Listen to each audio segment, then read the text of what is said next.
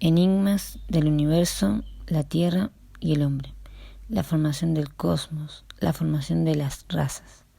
Rudolf Steiner. El periodo egipcio y el tiempo presente. En la primera conferencia de este curso trataremos de dar como introducción un bosquejo general del tema y no entraremos de lleno en él, sino que primeramente haremos un resumen de todo aquello que hablaremos en las próximas conferencias. Universo, Tierra y Hombre. Es un tema muy extenso, pero hoy solo no proponemos dar un breve resumen de todos los conocimientos que podemos adquirir sobre los mundos visibles e invisibles.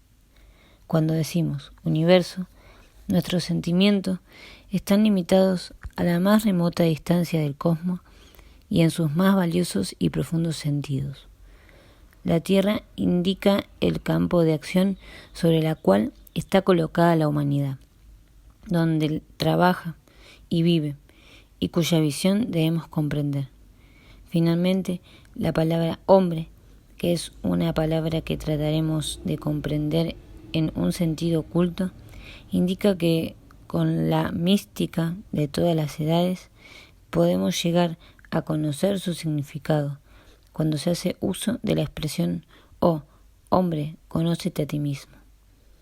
Dada la enorme tarea que nos hemos puesto, damos a esta conferencia un subtítulo que consideramos muy justificado, porque cuando observamos la maravillosa civilización precristiana, la egipcia, y la comparamos con la nuestra, vemos cuán misteriosa han sido las fuerzas que penetraron la vida humana. 3 edades de esfuerzos y de búsqueda de la evolución moral y la vida humana se levantan ante nosotros cuando consideramos la civilización egipcia y la de nuestros días. Cuando hablamos de la civilización egipcia, en el sentido oculto, nos referimos a la civilización que tuvo su asiento en el nordeste de África, sobre las orillas del Nilo, la cual duró cientos de siglos y terminó en el siglo VIII a.C. Esta civilización fue seguida por greco-latina. Por un lado, vemos la maravillosa raza griega, con su más alto sentido de belleza, y por el otro, el poderoso Estado de Roma. También sabemos que en esta edad ocurrió el más grande acontecimiento terrestre, que nosotros conocemos como el advenimiento de Jesucristo. Desde entonces sigue la era de la cual vivimos. Primero, la época egipcia con sus grandes misterios y luego la era greco-latina con sus grandes conquistas, el nacimiento del cristianismo y por último, nuestra era presente. Estas son las 3 edades que se presentan ante nuestros ojos mentales cuando consideramos el subtítulo de esta conferencia.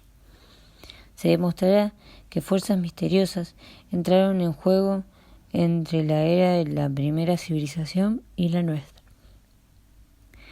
Es como si en la era egipcia ciertas semillas hubieran sido sembradas en el seno del gradual desarrollo humano, semillas que permanecieron latentes durante la era greco-latina y que han reaparecido de una manera especial en la presente época. Todo aquello que se despierta actualmente en nuestras almas, los pensamientos que están en el aire, las ideas que inspiran a los sabios, provienen de los gérmenes depositados en la evolución en el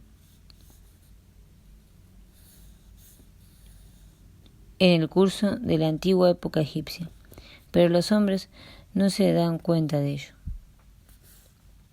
Todos ustedes conocen el dispositivo con el cual funciona el telégrafo, los hilos que conectan los diferentes aparatos extendidos en un lugar a otro, y sin tener un conocimiento profundo de estas cosas, entienden que las fuerzas que ponen al aparato en movimiento son de la máxima naturaleza que la que fluye a través de los alambres. Saben que existe también una conexión bajo la tierra, que los extremos de los alambres están conectados con ella, pero esta conexión subterránea es visible porque está hecha por más o menos fuerzas misteriosas producidas por la misma Tierra. Algo similar existe con un profundo misterio en el desarrollo del hombre. Es la historia. Nosotros vemos cómo los hilos se mueven y yacen dentro del mundo invisible. Por medio de la historia y del ocultismo podemos descubrir lo que tuvo lugar en el antiguo Egipto. Vemos cómo los hilos de la cultura atraviesan a la era greco-romana, la cristiana y llegan hasta nuestros días. Todo esto está guiado por una especie de conexión que tiene lugar sobre la Tierra, pero hay también una fuerza oculta y subterránea que trabaja más o menos desde la era egipcia hasta nuestros días. Muchos y grandes secretos nos son revelados cuando seguimos estas conexiones si las examinamos en toda la extensión. Para empezar, indicaremos brevemente los hechos especiales referentes al subtítulo de nuestra conferencia. Cuando miramos al antiguo Egipto y observamos allí los hechos notables, nos sorprendemos, por ejemplo, ante las pirámides y la esfinge, esta maravillosa y enigmática figura. Luego pasamos a la antigua Grecia, y aquí el templo griego aparece por su arquitectura característica. Podemos ver y admirar lo que sabemos por la historia de su maravillosa tierra. Vemos sus esculturas, aquellas grandes y formas humanas que encarnan el ideal perfecto de los dioses, Zeus, Demeter, Pala, Atenea, Apolo. Después de esto, dirigíamos el antiguo reinado de los romanos. Algo notable y característico aparece cuando dirigimos nuestra visión desde la antigua península griega a la italiana. Ante nosotros aparecen las figuras de la antigua Roma, muchas de ellas tal cual eran, con sus togas, las cuales son realmente algo más que meras vestiduras exteriores. ¿Qué es lo que sentimos cuando miramos esas figuras romanas? Uno podría decir, mirando algunas de ellas, que pertenecían a la República Romana, que era algo como si las formas ideales de los griegos hubieran descendido de sus pedestales para plasmarse ante nosotros como hombres de carne y hueso. Lo que nosotros hacemos al mirarlas es penetrar en su poder interno. Reconocemos lo que subyace en ese poder interno cuando comparamos lo que se ha desarrollado en la antigua Roma con el sentimiento, el pensamiento y la voluntad de una figura que pertenecía a los estados griegos, a un espartano o a un ateniense, por ejemplo. Es decir, que sentimos lo que esa figura contiene. Los hombres pertenecientes a Esparta o a Atenas sintieron sobre todas las cosas que ellos eran espartanos o atenienses. Sentían en cierta manera y en cierto grado el alma común. El ateniense y el espartano sintieron más de lo que se puede llamar el espíritu griego, que su propia individualidad. Él se sentía más como un espartano o como un ateniense, pero que como el ciudadano individual. Es decir, que sentía el poder del espíritu común del pueblo trabajando poderosamente en él, sin poder sentir su propio poder personal. El romano, por el contrario, se nos aparece situado más exactamente sobre el centro de su propia personalidad. Aquí, en el Imperio Romano, aparece algo muy especial que señala la comprensión de los derechos del ciudadano. Todos los abogados sueñan mirando el origen de la justicia. Anteriormente a esto todo fue muy diferente, hasta llegar a realizar lo que tan justamente se llamó la ley romana. En la Roma antigua, el hombre aprendió a mirarse a sí mismo como un individuo. Se paró sobre los propios pies, no como un ser que pertenece a cierta ciudad, sino como un ciudadano romano. Es decir, que él se sintió colocado sobre el centro de su propia naturaleza humana. Con estos sentimientos de individualidad vino el tiempo en que lo que era espiritual en el hombre descendió a la tierra. Principalmente, esta percepción no fue precisa, sino algo así como una realidad que planeaba sobre el individuo y permanecía todas las regiones espirituales. Con la ley y la civilización romana se manifiesta la tierra un hecho único y trascendental.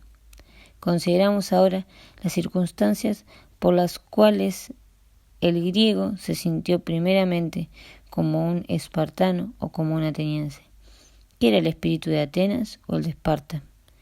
Para nosotros los antropósofos, ese espíritu no era una abstracción, sino algo así como una nube espiritual, que a su vez era la expresión de un ser espiritual, en el cual las ciudades de Atenas y Esparta estaban envueltas. Pero este ser todavía no era visible en el plano físico. Los griegos no sintieron este ser en sí mismo, sino algo que estaba sobre ellos. En cambio, los romanos, desde el comienzo, lo percibieron en sí. El romano fue el primero en reconocer al hombre como la criatura más elevada sobre el plano físico. El espíritu había entrado completamente dentro de la humanidad. Y este fue el momento en el que la divinidad misma pudo descender de la evolución humana y encarnar en Jesucristo.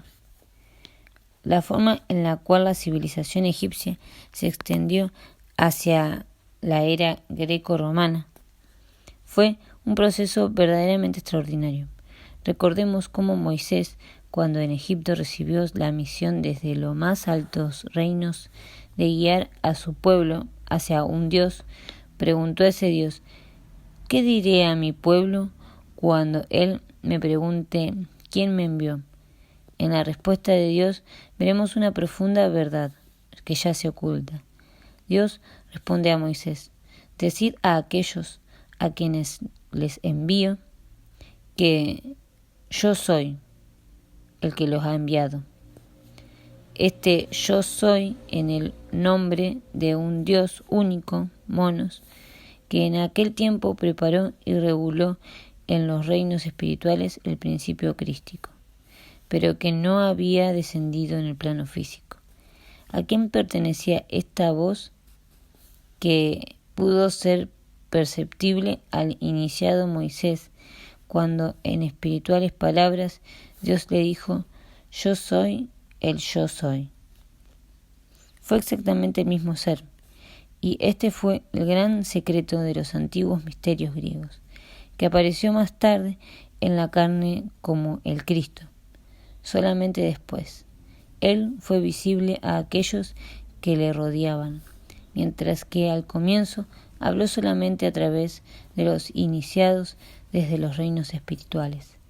Allí vemos a la divinidad, que era espiritual, ir descendiendo gradualmente hasta llegar a la humanidad, cuando ésta estuvo preparada en la edad romana.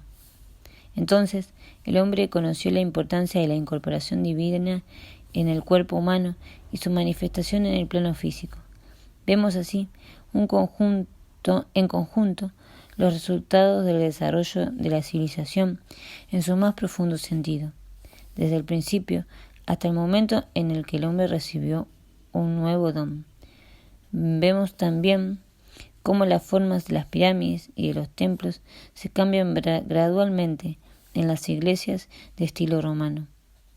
Es otro triunfo del trabajo interno y creador del hombre. A medida que pasa el tiempo, van apareciendo diferentes acontecimientos del hombre. Recién en este siglo VI aparece la cruz de Jesús muerto. Más tarde vemos que en el seno de la corriente cristiana aparece una extraordinaria figura que gradualmente desarrolla aquellos viejos misterios que habían sido profundamente velados. de la Virgen.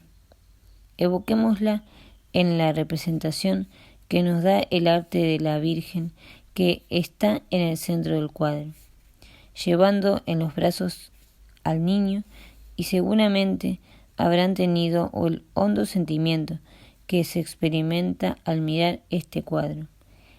Es una expresión maravillosa de la aspiración espiritual de la humanidad en el curso de las 3 épocas mencionadas. No es sin razón que el artista ha rodeado a la Virgen de nubes, de las cuales surgen cabecitas de ángel, parecidas a la del niño que ella lleva en sus brazos. Si nosotros permitimos a nuestros sentimientos ser completamente absorbidos por el cuadro de la Madonna, cualquiera cuya emoción sea lo suficientemente profunda como para permitirse hacer esto, sentirá y percibirá que algo inexplicable a la mirada profana de los ángeles que rodean a la Madonna se desprende un lenguaje que nos dice un milagro, en el sentido más exacto de la palabra. Se halla delante de ustedes. Nosotros no podemos ni pensar ni creer que el niño de la Madonna tiene en sus brazos haya nacido de la mujer de la manera corriente. Estas maravillosas delicias y formas de ángeles en las nubes parecen estar en el proceso de desarrollo, pero si ellas se formasen en el éter y el niño que está en los brazos de la idea de ser un poco más real que las figuras angélicas, como si hubiera descendido de las nubes a los brazos de la Virgen. Es por esto que el niño no parece ser nacido de mujer.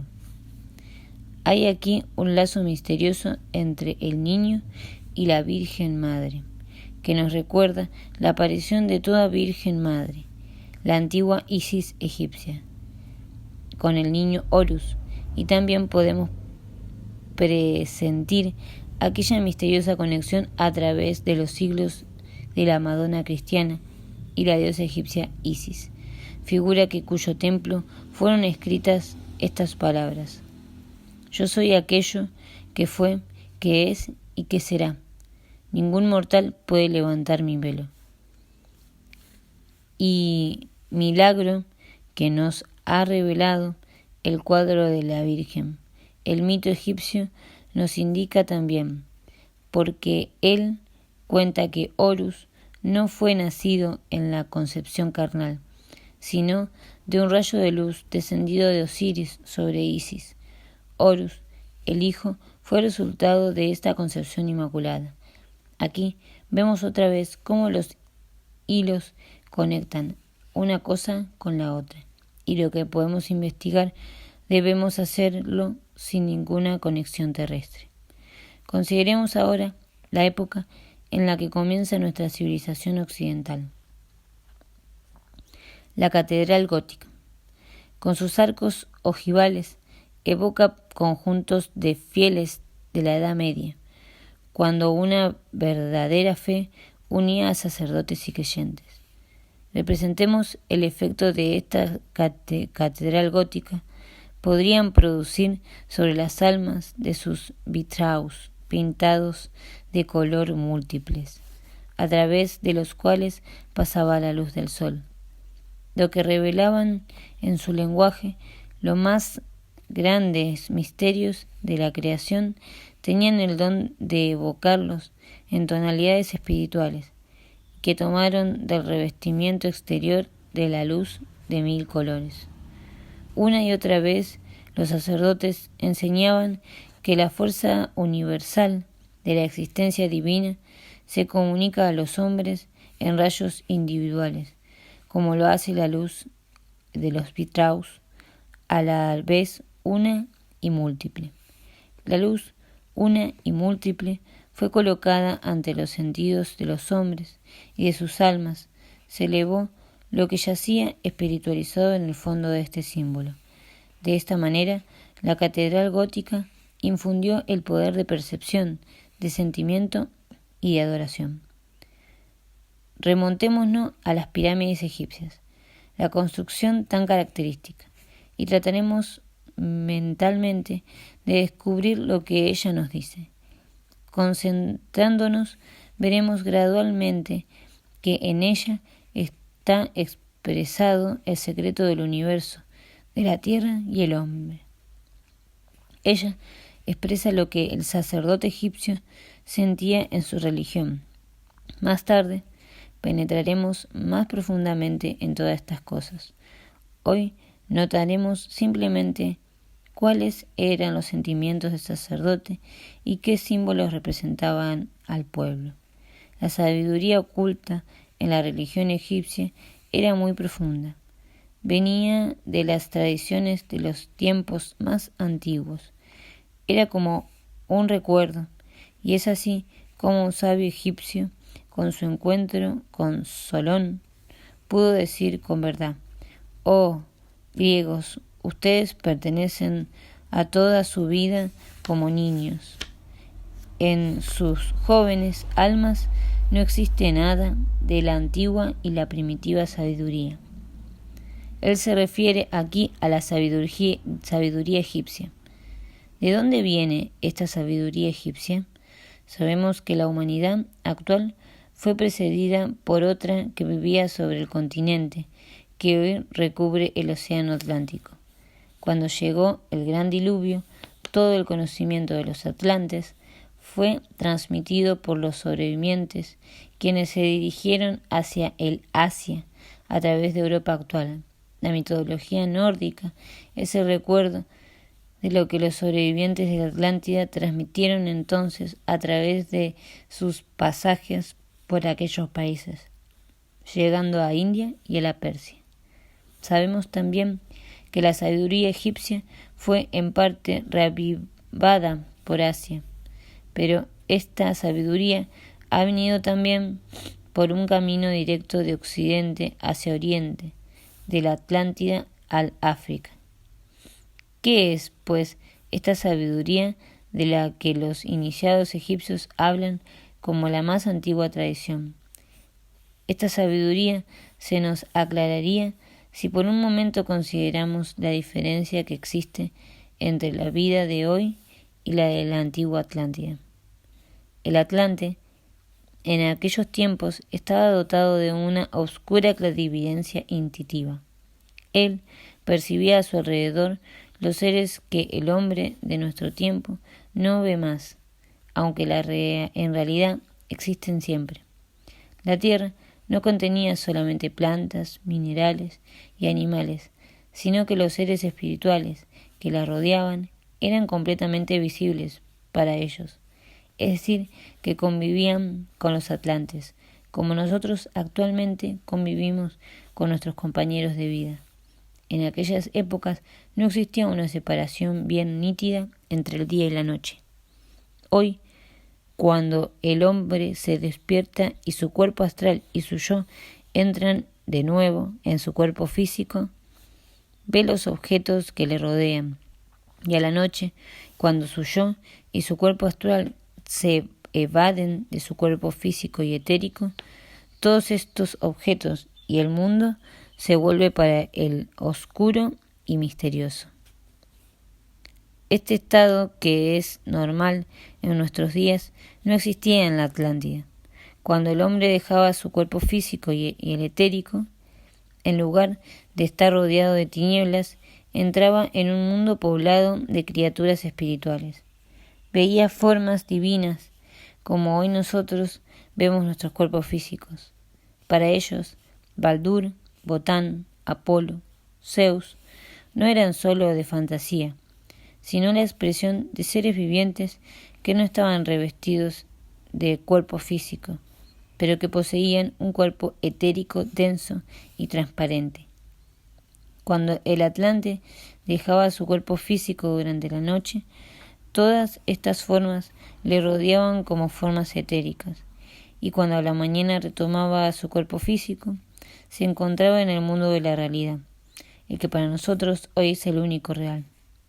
Es decir, que el Atlante dejaba momentáneamente el mundo de los dioses para mezclarse en el mundo de los seres encarnados. No había fronteras precisas en las percepciones del día y de la noche. Un iniciado de aquellos tiempos hablaba de otros hombres, de esos dioses conocidos bajo su forma etérica, no como cosa extraña, sino como hoy hablábamos de nuestros amigos a quienes conocemos por su nombre.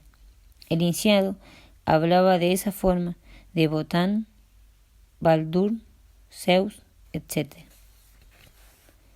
El recuerdo de esa antigua sabiduría y de estas experiencias fue llevado por lo que emigraron hacia Oriente, mezclados a otros elementos sobre el cual volveremos luego, y unido todavía a la forma especial en que el pueblo egipcio estaba constituido. Ellos llegaron a evocar a este pueblo la certeza de que un ser espiritual y eterno vivía en el hombre. Y en la muerte, cuando el espíritu se nos convertía en cadáver, éste era abandonado por la parte divina y espiritual. Esto es lo que expresan los innumerables símbolos y leyendas narrados por el pueblo, por los sacerdotes egipcios, que no eran dogmas abstractos para el pueblo, sino una verdad que su vida interior confirmaba. Comprendemos lo que el egipcio sentía cuando decía: en un cadáver yo veo el polvo de un hombre que fue el portador de un yo. Sé también que las tradiciones antiguas y por la experiencia de mis antepasados, que aquello espiritual que sobrevive ha pasado a otros mundos.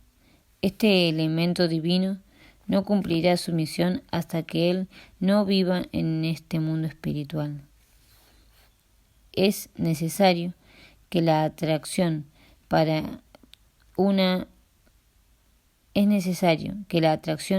una lo espiritual al mundo físico.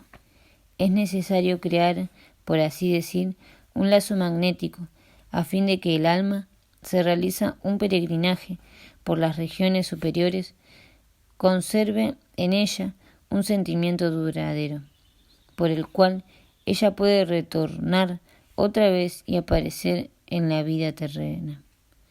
Por las enseñanzas de la ciencia espiritual sabemos que la humanidad, por la naturaleza de sus propias leyes, vela para que un alma vuelva siempre a encarnar.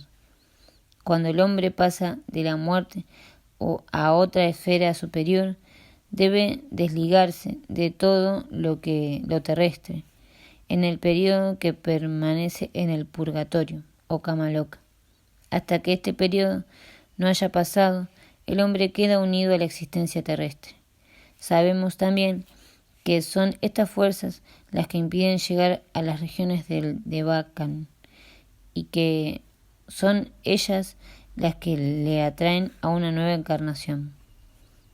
En nuestros días vivimos una época de abstracción y pensamos que todo esto no es más que una simple teoría, que para los egipcios estas ideas eran reales y vivientes, puesto que ellos no pensaban en forma abstracta como los teóricos. El egipcio quería ver por sus propios ojos cómo el alma recorría el camino hacia las regiones superiores. Después de haber dejado el cuerpo físico, él quería ver esta idea delante de sí en forma visible, y para ello le dio la forma real en la pirámide. Esta representa la idea del alma que, habiendo dejado el cuerpo al cual ella queda parcialmente unida, se eleva hacia los mundos superiores. La arquitectura de la pirámide nos representa el encadenamiento del alma a las cosas terrestres. La forma misteriosa que ella reviste representa la imagen del Kamaloka. Ella evoca al alma que por su cuerpo se eleva a las regiones superiores. trataremos de reencontrar en esta concepción los recuerdos de la antigua Atlántida. En los tiempos en que el hombre percibía clarividentemente lo que le rodeaba, su cuerpo etérico no estaba tan estrechamente unido al cuerpo físico como está en nuestros días, y se notaba que la cabeza etérica sobresalía muchísimo de la cabeza física. En los animales, esta formación ha quedado hasta el presente. Si observamos clarividentemente un caballo, vemos que su cabeza etérica se eleva como una nube luminosa sobre su nariz. Y en el caso del elefante, su cabeza etérica se proyecta en forma evidente sobre su trompa. En el antiguo Atlante, la cabeza etérica tenía más o menos una posición similar, aunque no tan afuera. Con el tiempo, ella fue encajándose gradualmente en la cabeza física, y hoy tiene más o menos el mismo tamaño y forma.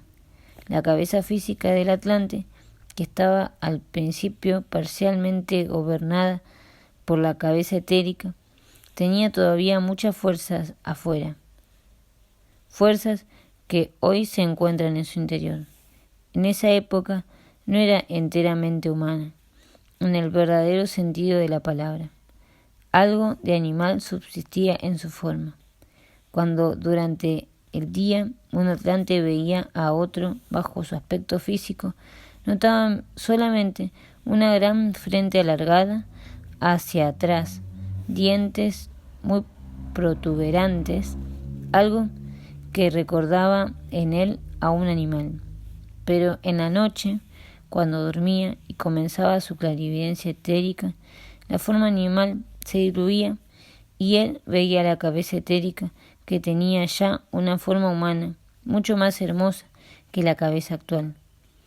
Por su clarividencia, el Atlante podía mirar hacia atrás, retornar hacia el pasado, hasta los tiempos en que el hombre se asemejaba más a los animales, aun cuando ya la forma de su cuerpo etérico era totalmente humana.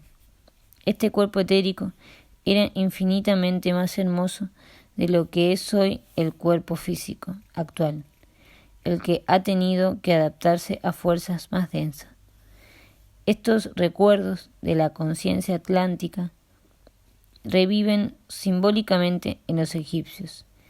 He aquí un ejemplo de lo que un sacerdote egipcio hubiera dicho en su pueblo.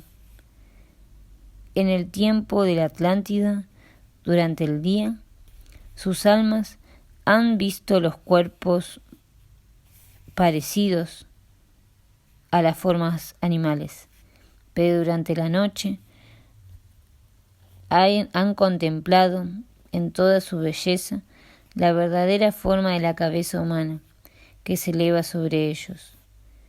Este recuerdo ha sido traducido en la escultura egipcia bajo la forma de la esfinge.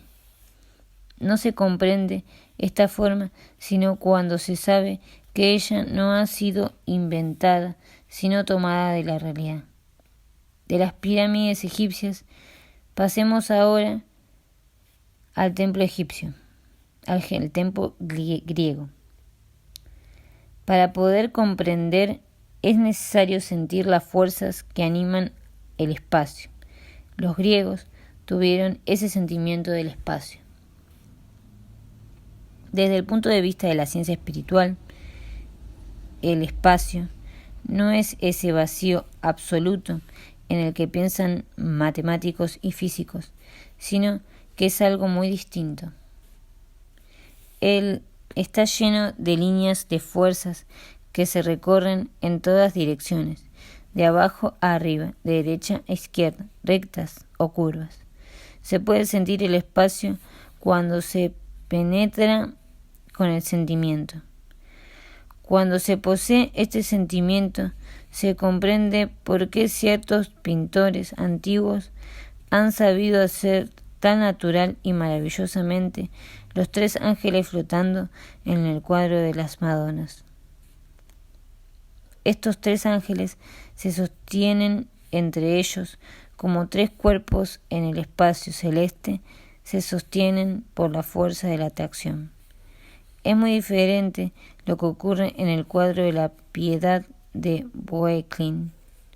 No decimos nada contra la excelencia del cuadro, pero la persona que al contemplarlo tuviese un sentido justo del espacio, recibiría la impresión de que las formas extrañas que representan los ángeles podrían caerse del cielo en cualquier momento. Los pintores antiguos habían conservado ese sentimiento del espacio que les venía de la clarividencia y que los modernos han perdido. Cuando el arte todavía poseía tradiciones ocultas, sabía algo de estas fuerzas de equilibrio que se encuentran en el espacio y lo recorren. Esas fuerzas fueron percibidas por aquellos cerebros de los que apareció la idea del templo griego. Ellos percibieron las fuerzas que reconocían el espacio y dispusieron las piedras de acuerdo a las líneas ocultas que existían en él.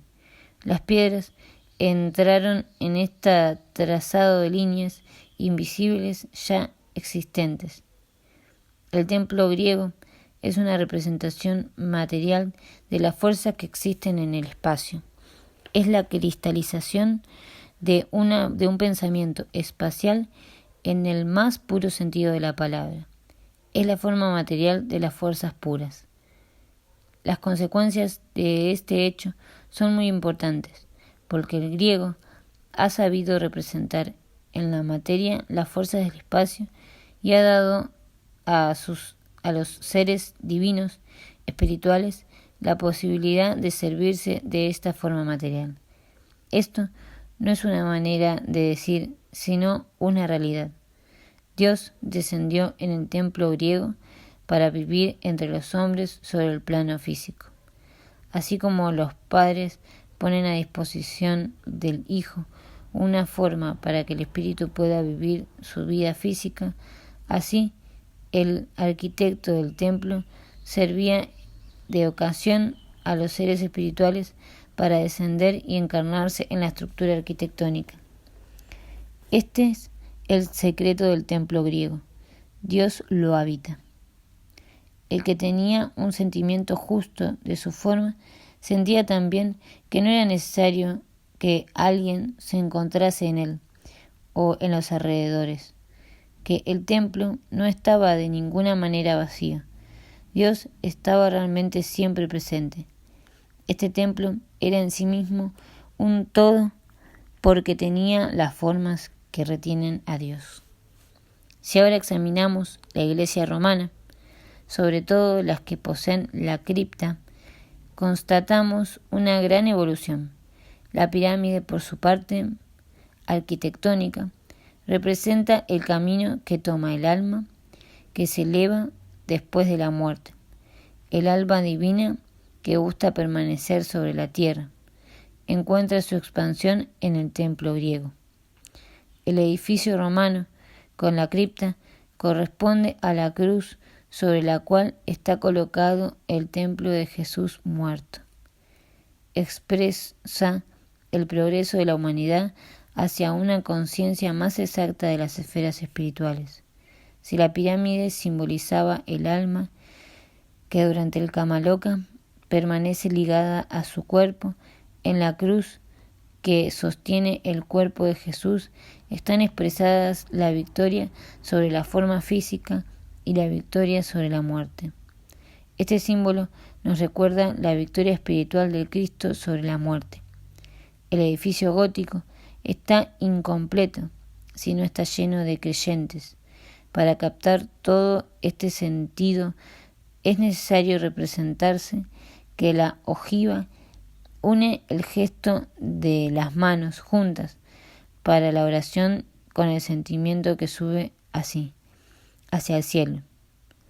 En la cripta romana, el recuerdo del alma se eleva hacia la victoria espiritual sobre la muerte. Pero aquí es el alma que se siente ella misma victoriosa sobre la muerte y viviendo todavía en el cuerpo físico. El alma victoriosa sobre la muerte encuentra su lugar en la catedral gótica, la que no sería completa si no la llenasen semejantes sentimientos. El templo griego es el cuerpo de la divinidad, está completo por sí mismo. La iglesia gótica llama a los fieles, sin los cuales no estaría terminada. Ella no es un templo, es una catedral. Vemos cómo los pensamientos y las mentalidades humanas han progresado hasta nuestros tiempos. Las fuerzas de la evolución no trabajan solamente en la superficie de la Tierra, sino que misteriosas corrientes ocultas están activas debajo de ella, de manera tal que se las puede ver en ciertas manifestaciones contemporáneas como la reencarnación de las fuerzas depositadas en el estado de germen en la humanidad en el tiempo egipcio. Terminaremos con este pensamiento que nos prepara para comprender estas relaciones misteriosas. ¿De dónde viene el materialismo de nuestra época? De los hombres que han permitido el sentido de una armonía, de una reconciliación entre la fe y la ciencia, que encuentran en ellos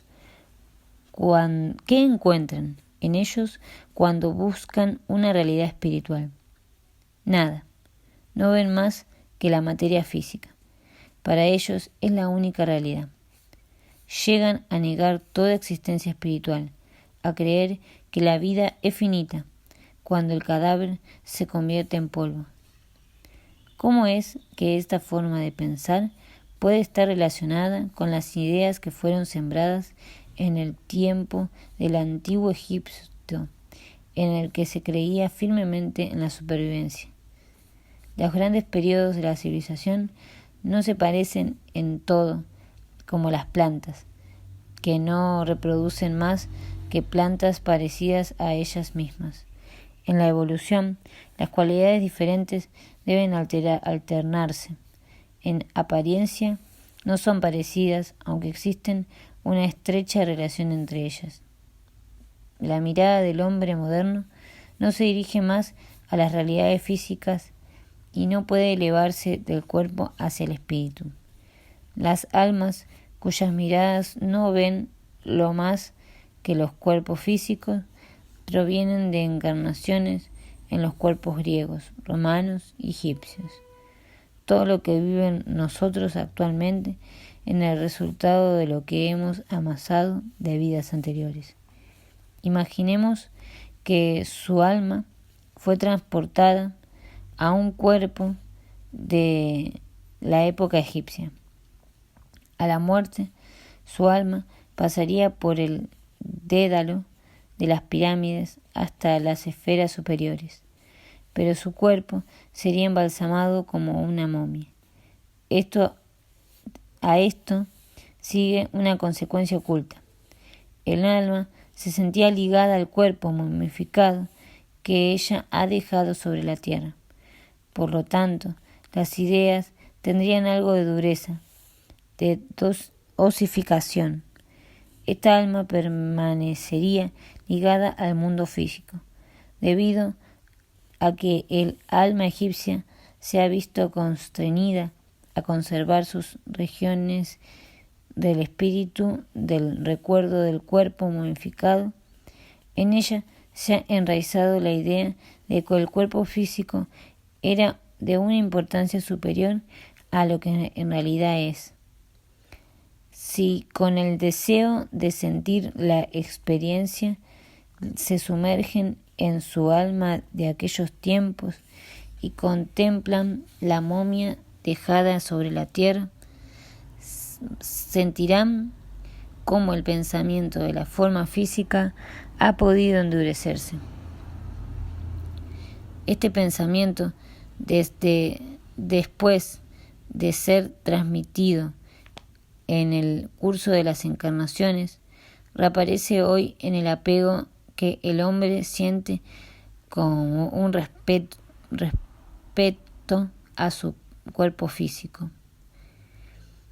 El pensamiento materialista es a menudo la consecuencia del embalsamiento del cuerpo en los tiempos egipcios. Verán así cómo de encarnación en encarnación obran los pensamientos y sentimientos. Esto los llevará a presentir de qué manera, por medio de la reencarnación, las civilizaciones se sobreviven, pero bajo formas muy diferentes, y van a sentir también los innumerables lazos ocultos que trabajan en la sombra. Hemos evocado hoy algunos de estos lazos invisibles.